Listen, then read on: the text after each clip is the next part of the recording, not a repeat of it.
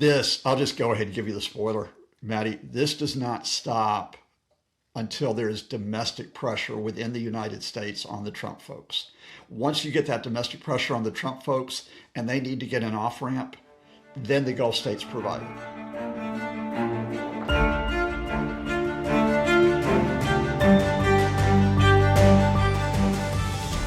Hi, I'm Maddie Hale and welcome to the Trump Report. It has been a busy week, a few days I was away for, so there is so much to catch up on. It was a horrific time to be taking time off work, but we're going to do our best to kind of gather what's happened in the last few days, especially what's happened over the weekend.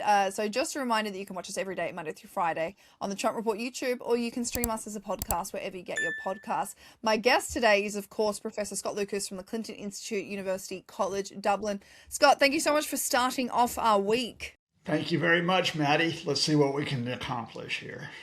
Well, let's start off with the fact that the US has, of course, a week or so ago, assassinated Ayatollah Ali Khamenei, but now his son, 56-year-old Mojtaba Khamenei, has replaced him as Iran's supreme leader. So this is a man who carries the same motives, the same characteristics of his father, but of course he's a bit younger, so he has that advantage on his side. But he's also lost his father, he's lost his wife, he's lost his son, he's lost his niece, nephew, sister, brother-in-law. So a lot of the commentary online is about how he's motivated. He probably wants revenge. Now, the US said that this is not the change that they were looking for in terms of regime. But what do you think the Trump administration really expected? To have involvement in who Iran chose as their supreme leader? And I wonder how you think this derails Trump's plan for a swift end to this war. Of course, he said 4 to 6 weeks. Look, there's a scene in an old James Bond film, I think it's Goldfinger, where, James is, tied up on the rack and there's a laser that's going to kill him and so on. And he says to Goldfinger, okay, what do you want? What do you want? Let's talk. And Goldfinger says, I don't expect you to talk, Mr. Bond. I expect you to die. And that's pretty much like the Trump camp's thought processes on Iran, which is we haven't really gamed this out. We're not really sure where this is going. We just expect the regime to surrender, right? Or get killed. And all you have to do is look at Donald Trump's tweets over the last 48 hours. So there was the all caps, unconditional surrender. I'm sure, just to make sure in all caps that they knew what he was talking about. And then there was this bizarre thing of, I get to have a chance, I get to choose who the next supreme leader is. I'm going, wait, Donald, first of all, you supposedly care about Iranians. You might want to say Iranians should get to choose who their next supreme leader is.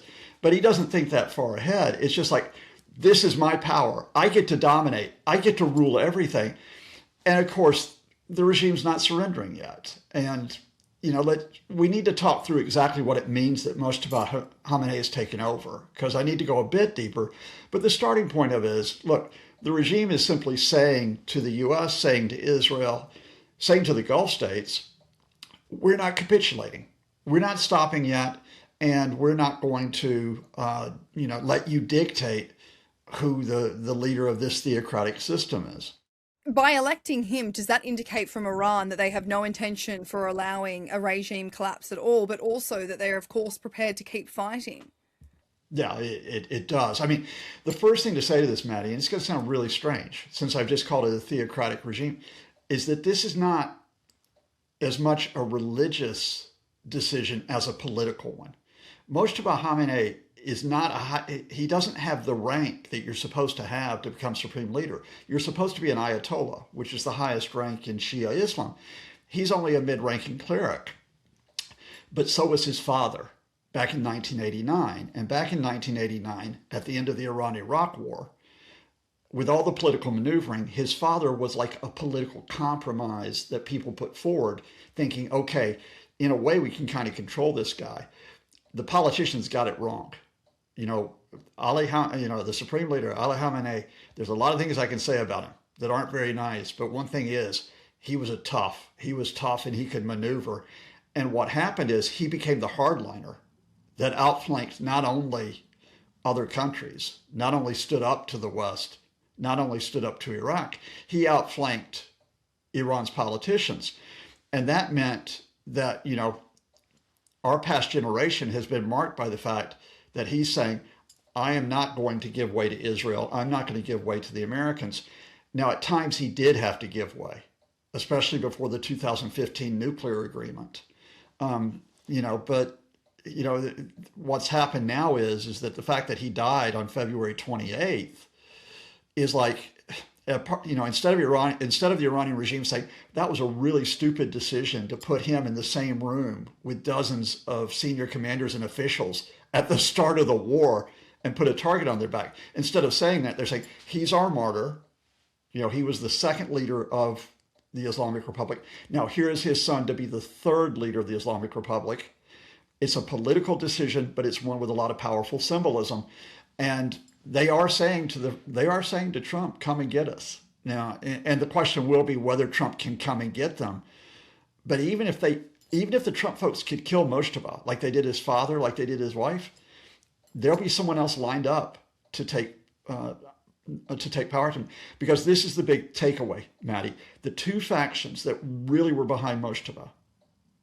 So even though he's not a high-ranking cleric, even though he's not probably even the leading public name in Iranian politics, the Revolutionary Guards are behind him, and the hardline clerics are behind him. And so, yeah, that means that in the short term, this regime does not surrender, and they don't stop their retaliation either. Let's stay on that point because I want to stick on that. So Israel and the United States, they most likely will kill the new supreme leader, just with the amount of intelligence. I mean, I can't predict how or when, but we know that that's probably where they're heading. But then as you mentioned, Scott, a new successor will be appointed, potentially this happening over and over and over again. So if the goal is for the regime to change, and the way in which they do that is by bombing and by taking out the supreme leader and doing it over and over and over again, then what happens if this just doesn't work? What is the end game here? Let me give you first of all an example that I'm surprised no one in the media has picked up on, Maddie. It's a bit value added. For those who think, look, you can just simply bomb the regime into submission. Look at Gaza. Israel bombed the hell out of Gaza for 2 years. They killed Hamas's top leadership. They killed their top military commanders. They killed their top political officials. And guess what? In the 47% of Gaza who is not unoccupied, guess who the de facto ruling power is? Hamas, right? Now, and that 2 years of Israeli mass killing ended with a ceasefire. It's a very fragile ceasefire, but it's one in which Hamas still survives. Let's take it up to Iran, 2026. Now, we are only, 10 days into this U.S.-Israel war. But the fact here is that they have leveled a lot of the military installations. They've killed dozens of commanders. They've now expanded this war to hit civilian installations. So we saw where Israel torched the 5 oil facilities near Tehran over the weekend, and where I think it probably was the U.S. who attacked the desalination plant, which is what you rely on to get fresh water, which caused Iran to retaliate against Bahrain's desalination plant, by the way. So, they're trying to cause regime collapse. But at this point, you don't see the regime giving away. You don't see the military splitting away from the regime. You don't see the Iranian population who have suffered under this regime. You don't see them hitting the streets to try to take out the regime. And you don't see an insurgency group, which was the rumor a few days ago, that the Americans would try to support Iranian Kurds who are in Iraq to bring them across the border to try to split off Western Iran. You don't see any of that happening at this point. Can I say never say never? You look back at Iraq in 2003 and say, look, could they finally collapse it? I can't say that. But what I would say is, even if this regime collapsed, even if you take that as a scenario, what do you have then? You do not have an alternative government that's going to come in. You just simply will have disorder and you'll have absolute chaos. And do you think that's going to solve the issue politically, economically, or militarily if Iran just becomes this fragmented mess? Well, if that's what happens, I mean, is that when you have the US and other international bodies, the UN or wherever it may be, NATO countries coming in and having to physically set up new governments? Okay, but Iraq 2003, right? I'm just going to walk you through that. You then set off a year-long insurgency and civil war, where the Americans eventually had to withdraw, right? Without their establishing that type of control. Now, Iran is different from Iraq in some ways. Iraq has the balance between Sunni and Shia is different. Iran is 95% Shia, but Iran has a lot of different ethnic groups. It's got Azeris in the northwest, it's got Kurds in the west, it's got Arabs in the south. So you've got those divides that cut through. And the other point here is that, look, even Iranians, I'm going to repeat this, who are opposed to the regime, and I know I'm going to repeat, a lot of them are my friends. I'm just going to tell you this. They they don't want this regime to stand, but on the other hand, they don't want to see as being puppets of the U.S. and Israel. And if the U.S. comes in, they immediately become not the power that took out the regime. They become an occupying force, right? And who are they going to bring into power? The opposition has been decapitated by the regime. Their leaders have been imprisoned. They have been forced to flee the country. I hope that those political prisoners are freed soon. I hope they're freed soon, right? But if you get them freed, and you cannot do it again as an occupier. You have to let them get into power and decide what to do. You cannot, and I think the U.S. has backed away from this, which would have been a terrible option. I'm going to get all the comments for us on YouTube because Reza Pahlavi has a lot of supporters amongst the Iranian diaspora. I know that. But also, I will just tell you from Iranians I know, and from everything I know about Iranians inside the country, he's not that widely popular. It's not like we want to restore the Iranian monarchy. And he's been out of the country for what, since 1979? So you're going to parachute him back into the country and he's going to unite it? No, dream on. So again, you got to de-escalate this, Maddie. I just got to say this, and I despise this regime and everything it's done, but you have got to de-escalate this. If you do not de-escalate this and you just destroy more stuff and you kill more people, you're just going to build up further animosity. You're going to build up further hatred, further bitterness, and you're going to make it even less likely that you can get to a landing point. That may mean that you have to accept in the short term that you have to talk to elements of the regime who are more the pragmatist and hope that you get the space where eventually we'll get these types of changes we need. This conflict is, of course, not isolated to just Iran. We've seen it already seep into the regions surrounding the Gulf countries. While Qatar itself has been attacked by Iran near its airport and military base, Qatar is still trying to mediate between the US, Israel, and Iran and push for diplomacy. So how has that gone, Scott? Has those ties been severed with these attacks, or are they still really pushing for this mediation? So the Qataris over the weekend had the Emir, top guy, spoke to Trump by phone, but there's no evidence that it shifted the Trump administration. And Qatar, I mean, all the Gulf states are worried about this, because it is hitting their energy sector. Qatar had to shut down two of its largest liquefied natural gas plants last Monday. That spiked gas prices in Europe by 40% within 24 hours. Bahrain today has declared what's called force majeure, which means their companies can no longer guarantee fulfilling their legal obligations. In other words, to deliver oil because of an attack on their refinery. Saudi Arabia had to shut the Ras Tanura oil refinery, one of the largest in the world, last week for a period of time. So they're worried about this economically, they're worried about it politically, they're worried about it militarily. But there's two problems here. One is the Trump camp want to establish American dominance, and they do not get American dominance unless the regime capitulates to their demands. Not regime change, but regime surrender, right? And the regime doesn't show any signs of it. Secondly, the Gulf states are divided. Qatar, Saudi Arabia, Kuwait are on one side.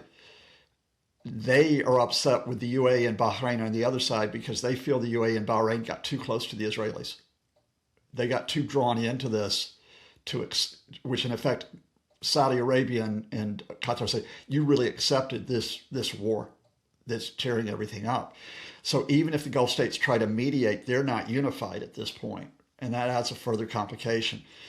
I'll just go ahead and give you the spoiler, Maddie. This does not stop until there is domestic pressure within the United States on the Trump folks. Once you get that domestic pressure on the Trump folks and they need to get an off ramp, then the Gulf states provide it. Let's get into that. Let's talk about the economy. Let's talk not so much the economy, but I guess the ripple effect that this has had on the world in a financial sense. So oil prices, as you mentioned, they've surged to $110 to $120 a barrel because of the war. This is also disrupting global supply. This is, of course, because the war is happening in one of the world's biggest oil regions, just so our audience understands. This is the highest jump since the pandemic. So the main concern is still the Strait of Hormuz, where about 20% of the world's oil passes.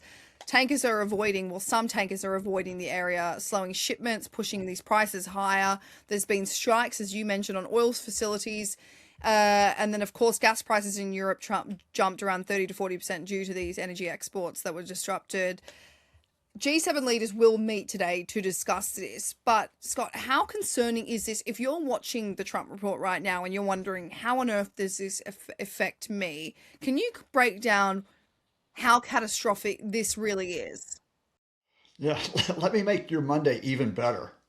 It's the large, it's the largest jump percentage-wise in oil prices, not since the pandemic, since 1973. And I was a boy back then, but I do remember what it meant in the States, and that was the Arab oil embargo, which tripled oil prices, led to rationing of oil in the United States. Not official, but it led to basically queues at petrol stations that limited how much you could get. That was unheard of in the States. We never had that type of situation in peacetime. And it led to a whole series of problems in the States economically as well as militarily. The combination of that oil embargo, Vietnam, and Watergate that marked the 1970s. Well, we're not quite there yet, but let's mark out where we are. Let me go back to Qatar, because this also loops back to why they're so concerned. Qatar's energy minister last Friday gave an interview. And it's very rare that they go officially on the record so full and frank. He said, look, your global oil prices will go up to $150 per barrel. Right now, they spiked at around 119. They were down around about 108 when I woke up this morning. So it'll go up to $150 per barrel. And that's going to cause major global economic consequences, almost a crisis. Now, he said that last Friday, right? At that point last Friday, when he said it, global oil prices were around about the 80s, the low 90s. Like I said, they've gone up further. U.S. petrol prices in one day went up 13%. Now, for the Trump administration, that's huge because they've been trying to hold the line against all the problems they have in the economy by saying, at least we kept your gas prices lower. It is now back to the level that it was in September 2024. So they now have the same gas prices that Biden had back then, right? But the prospect is that it's going to go even higher and surpass what Americans have been paying. But it's not just the U.S. We can get back to what it means for Trump in a second. This is for all of us. It's for you in the UK. It's for me in Ireland. It's for people across Europe, people in Asia. I mentioned that European gas prices jumped almost 40% in one day last Monday because Qatar had to shut those two liquefied natural gas plants. Let me tell you also the effect on the oil market. That this morning I finally pulled the trigger and went ahead and topped up. Ireland has a heating oil system. We use kerosene over here, right? The price I had to pay for that heating oil was double what it was 10 days ago, 100% jump. But let me give you another thing that just tells you what's happened. When I went on the website to look what the price was, it was around, to top up 500 liters of heating oil, it was around 879 euros. By the time I called them on the phone to book it at 9 o'clock this morning, it was 1,000. Oh my God. Right? Right? Okay. And I'm telling you, I wish I'd gotten in last week to top up the tank, but I'm glad I got in there today because you can see where this is going. Maddie, you've got households that their household budgets are going to be absolutely shot because also it's not just heating oil, it's not just gas, it's going to affect food prices because you got to transport food. So that's you got to pay for the energy cost to transport food. It's going to affect electricity prices, which are going to spike that. It's going to affect consumer business all across the board. You're talking about an inflationary price spike that we have not seen since COVID. And it's going to play out in different parts, different countries according to where the politics are. But overall, it's going to be this destabilizing effect. But if we take it back to the U.S., I think it will be the catalyst that eventually ends the U.S. attacks. I just don't know how long it'll take. Well, on that note, okay, because we have to bring it back to the US, because of course this is a US political show. But yeah, within around 1 to 4 weeks, Americans might start feeling this. So petrol prices will go up at the pump. Shipping and transport costs will rise. In turn, groceries, flights, online purchases, they'll all rise eventually. So if this keeps going and it impacts households, Americans will have to blame Trump and the Trump administration. And you and I, we speak about how boots on the ground in Iran would be the thing that hurts Trump's legacy, because it's what so many Americans want to avoid. They want to avoid foreign forever wars. They want to keep the focus domestic. So if he can't get the economy in check, and this really hurts households before the midterm elections, I mean, I wonder if this could be the demise of Donald Trump, especially in the eyes of his voters, where he's hitting them where they hurt. I think that's quite plausible. I mean, I always hate predicting where the midterms are because it's like 8 months away and like 24 hours seems like a long time. But I think it's just simply logic that you and I discussed, even when we were discussing the Epstein files, which I'm old enough to remember, it was like, oh yeah, because it was like 2 weeks ago. Yeah, and I'm saying, okay, but I think the economy is going to be the main issue. And I think what happens is that Epstein has a corrosive effect on top of it. I think the same thing happens here. And that is the economy is the fundamental issue, but Iran has a corrosive effect because people who might want to vote for Trump say, look, we voted for you to make our economic situation better. And here you are doing this stunt, thousands of miles away that's causing all this destruction. But now it's not just a corrosive effect. The two are just interlinked. The Iran war has led to these economic shocks. And so, let's look at what got leaked and ask yourself who leaked this, right? Susie Wiles, Trump's chief of staff, spent the weekend going around telling Trump advisors, give me some ideas here. Give me some ideas on how we deal with gas prices. Give me some ideas, right? The senior Trump official, said that the Energy Secretary, Chris Wright, and an advisory council, which is led by the Interior Secretary, Doug Burgum, they're under the gun now. And people are almost panicking, saying, you have got to come up with something constructive. But instead, what happened on the Sunday morning talk shows is both Wright and Burgum were on the talk shows yesterday. And Wright gets asked about this and says, oh, yeah. This isn't a months-long thing. This is just a weeks-long thing. So we're going to be out of this within weeks, right? Then Trump himself goes on to Truth Social and he hits it with an all caps tweet. It says, this is short-term consequence to get rid of this evil regime and so on. And like, all you people who are panicking, you just stop. And it's like, dude, I don't think it's the people who are panicking that's the subject of this tweet. I think the guy who's panicking is the guy who wrote this. I mean, Scott, this is the thing that he would be panicking about. Yeah, he will be. And stock markets are also going to go down today, by the way. Just to throw this into the mix, Asian markets were down like between 3 to 6.5% today this morning. Watch when the U.S. market opens because of what's happened over the weekend. It's projected it'll drop by about 1.5%.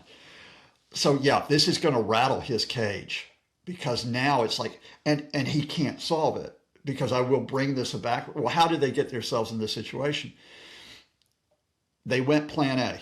And I do think they had a plan. We've had some of you know, our Times Radio viewers, great folks who've come back because I've been on with your colleagues over the weekend.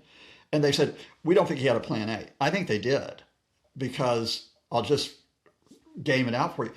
They walk out of the Geneva talks with the Iranians on February 26th. The Iranians think it's going okay. It's progressing. The Omani mediators thinks it's progressing. Real estate developer Steve Witkoff and Trump's son-in-law Jared Kushner don't say a word. They go back to Washington. And the reason why they haven't said a word is because the decision's being made, they're going to join the Israelis in the attack. What happens then is not only do they join the Israelis in the attack, the Americans have got intelligence that says the supreme leader is going to be meeting with all these commanders and these officials. Not the brightest thing that the late supreme leader ever did, to have a meeting when a war's starting. The Israelis advanced the timing of the attack to Saturday morning. It was supposed to happen probably that night. They advanced it up to Saturday morning. They hit. The Trump people were probably thinking, that's it, we got him. We've collapsed the regime.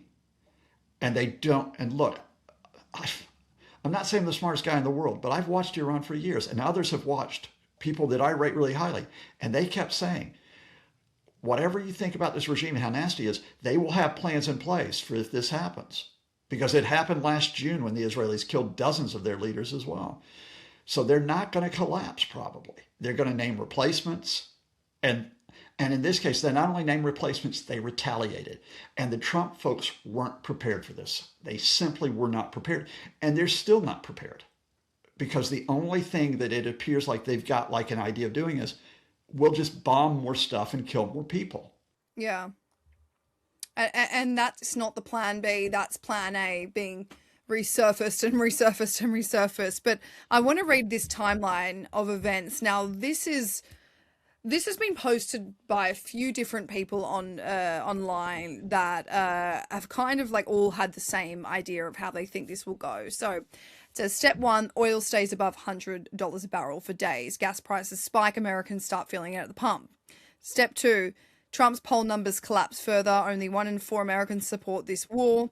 Step 3, Trump posts on Truth Social declaring total victory, claims the mission was accomplished, uses the same language that Bush's aircraft speech had in 2003. Step 4, US forces quietly begin withdrawing. The word redeployment replaces retreat.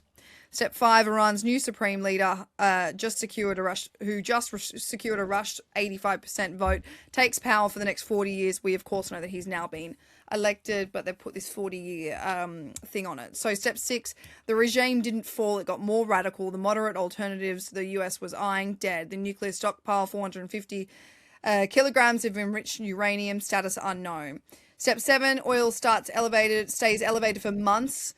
Because the Hormuz doesn't open overnight. Step 8, the real costs arise. $3.2 billion in interceptors, $3 trillion in market losses, 20 million barrels a day disrupted. Japan down 6%. The global recession they said wouldn't happen happens. I mean, this is obviously an incredibly pessimistic kind of warmongering interpretation of what they think happens. But history would tell us, just with Donald Trump, in the way that when he sees his polls numbers collapse, when he sees these oil prices, gas prices start to rise and it starts to hit into the American consumer, that's when, as you said, is that the timeline? He starts retreating. They start using different language to, I guess, justify the reasons as to why the war is ending then and there. Yeah. I don't like predicting things, Maddie. First of all, because years ago when I did predict things, I got bit in the backside, and I don't want to go back there. But also because I think when you've got so many variables in play, predicting is always like, oh, you think everything's going to kind of stay this way, and the big reason why I don't like predicting things is I think you and I did discuss that this is probably a major. There's a likelihood that the Trump folks will have to try to find an off ramp. Right? But before we get to that off ramp, think about how many variables are in play here that we're talking about. First of all, we don't know how widespread this military confrontation will go. The Trump folks are going around, I swear to God, I could just read it, saying like, oh, Iran, Iran's ballistic missile attacks are down 90%. Like they've picked a number out of the air. I could tell you this morning the Iranians are still firing ballistic missiles, and indeed, in a troubling development, they fired another missile on Turkey. That's the second time they've done that, right? And imagine if that missile had hit Turkey. But let's go to what we know the Strait of Hormuz traffic is already down up to 90%. So what if that waterway through which 25% of the world's oil passes, what if that's completely closed? The Americans are floating the idea this morning. They floated the idea they could go in and put ground troops in to take over Iranian nuclear facilities, right? I don't think they would, but they're floating that idea. What if they did that? What if there's another thought bubble they had, which is, what if the Americans go in and try to seize Karg Island? Karg Island is in the Persian Gulf, off the Iranian coast. 90% of Iran's oil transits through there, right? What if the Americans do that? Because that'll start. You talk about the Iranian regime, if it's still standing, there's no way they let that go, right? So you've got that in play. What if they attacks expand on the Gulf states?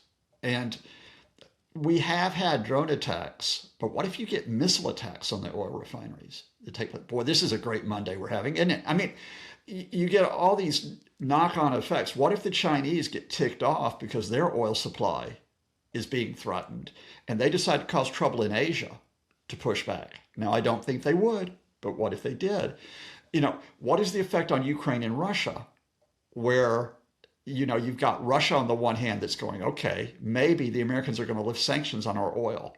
Maybe we get more aggressive. And Ukraine, on the meantime, is saying, look, we're going to give drone interceptors to bolster our support. I've got too many. The problem with a prediction like you just read out is it just goes in a straight line. And what we're talking about is we're talking about billiard balls on a table, and the guys who are wielding the cues are not exactly the most competent in the way that they're shooting. You're right. There are so many different ways this can go down and so many different ways it can impact not just the Gulf states, not just the Middle East region, but of course, yes, the globe. And you and I haven't been able to discuss Russia and Ukraine and the aftermath of that because there's so much to discuss there. But I'm going to have to leave it there, Scott. But just for our audience, you will be back on the show on Saturday for a Saturday edition. I know the audience love it when we do that because there is so much to discuss, because this is not going to end anytime soon. And so we will have so much to talk about. So Scott Lucas, thank you so much for joining the Trump Report. Everybody get your questions in. See you Saturday. Thank you, Maddie.